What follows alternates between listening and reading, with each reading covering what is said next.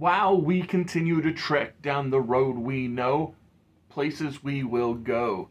And we begin with one of the most common places that I would go for years upon years. The prompt was something you miss, and something I miss is Purple Earth, a comic book shop in Huntington, West Virginia. And the funny thing was that I think it was like my first comic shop. Not really, like I'd been to other ones, but it was the first one where I felt like, yeah, this is a place where I belong. I feel welcomed, and because of that, I just enjoyed going.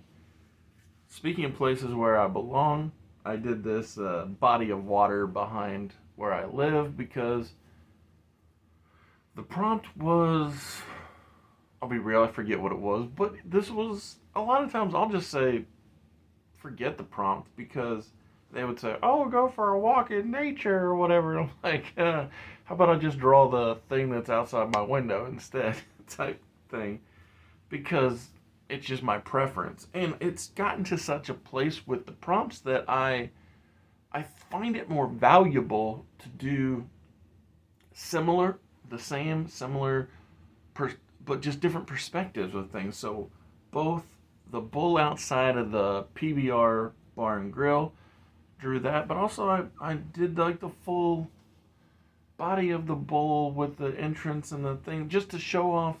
Yeah, I think I've got this. I think I'm figuring out perspective and sequential going from place to place, panel to panel.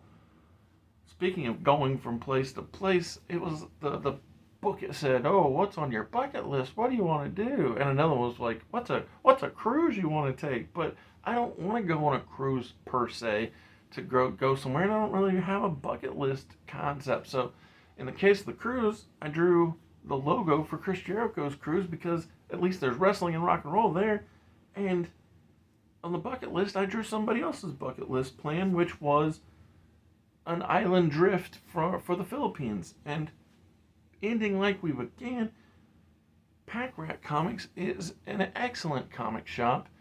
And speaking of comics, I wrote a 68-page graphic novel called Everlasting Survivors and an 18-page comic book called BC Brute, which you can get by following the link in the description of this or any other video.